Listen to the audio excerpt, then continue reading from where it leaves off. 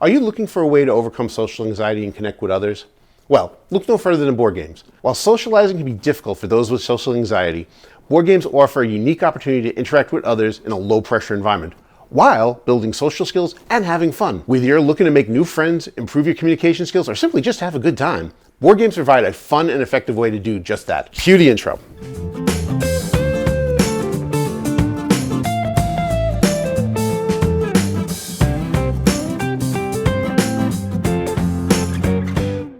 Hey there, and welcome back to the Boardgame Sherpa channel, the channel whose goal is to take the fear out of learning new board games and just have some stress-free fun.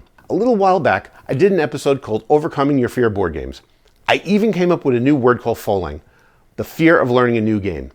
One of the reasons I came up with why people experience folang is social anxiety. And it may surprise you, but this Boardgame Sherpa has experienced folang himself due to my own social anxiety issues. But playing board games has been really helpful in helping me better deal with social anxiety. And I honestly believe they can help you too. Basically, social anxiety-based fear of learning a new board game falls into a few categories. 1, you're nervous about meeting new people. 2, you don't want to be the center of attention. And 3, you certainly don't want to look stupid by not understanding how a game works, or, God forbid, causing your team to lose a game. I've covered much of this in my folang episode, but let's get a little more specific here. Hang out till the end.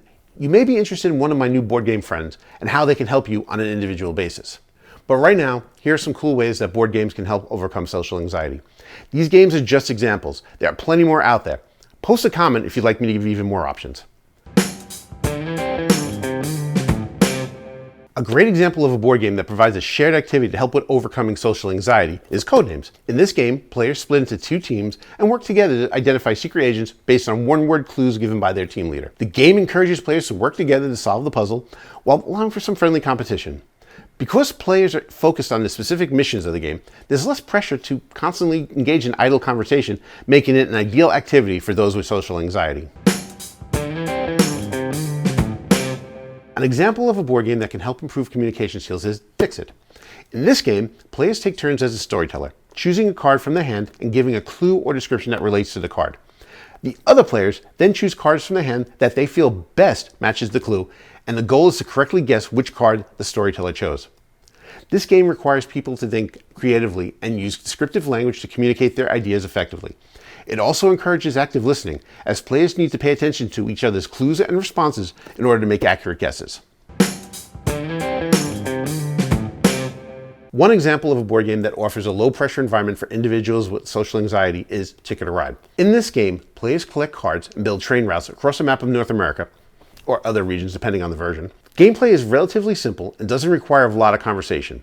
It allows players to focus on the game and enjoy each other's company without the pressure of constant social interaction.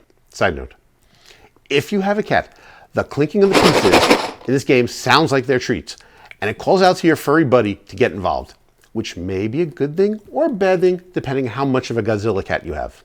What are you doing? You just messed up my entire game.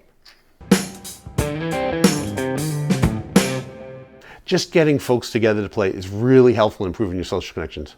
More on how to do that at the end of the video, but once you get your group together, a board game that can really help build social connections is Werewolf. This is a game I ran weekly on Zoom during the height of the pandemic, and I can testify personally that it really helped me and my friends feel connected when in-person meetups were just not happening. In this game, players are randomly assigned roles as villagers or werewolves, and the goal is for villagers to identify and eliminate the werewolves before they kill all the villagers. This game involves a lot of social deduction as players try to figure out who the werewolves are based on their behavior. Playing werewolf can be a great way to build social connections because it requires players to work together and communicate effectively in order to win. It also allows for a lot of playful banter and can be a lot of fun, creating a relaxed and comfortable atmosphere for socializing. It's funny how a game that encourages friends to deceive each other about being werewolves can bring you all closer together. But in this rare case, it totally works. Board games can be an excellent option for individuals with social anxiety because they offer a shared activity that can help break the ice and create a sense of camaraderie. Whether you prefer cooperative games or competitive games, board games can help improve your communication skills, build social connections and your friends, and boost your confidence, all while having fun.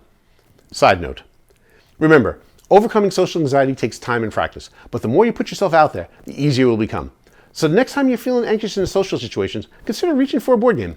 Don't give up, keep pushing yourself out of your comfort zone, and remember that with time and practice, you'll have social anxiety in your rearview mirror. Now, In the next week or so, I'll be interviewing an expert who regularly deals with folks who have social anxiety, and they've been helped with board games and role-playing games like Dungeons & Dragons. We'll cover a lot of area, and specific ways that you can find these groups to play board games with. So, if you have any questions, put them in the comments below, and I'll ask them. I have a pretty big list of questions already, but I can always use more. It should be a quite informative session, so please subscribe to get notified when it happens. And while you're at it, why not give this video a big thumbs up? It'll really help me out a lot in helping bring more players into the hobby, which will help us all out when we're trying to find people to play our favorite games. Deal? So go hit those like, comment, and subscribe buttons, and we all win. See you next episode.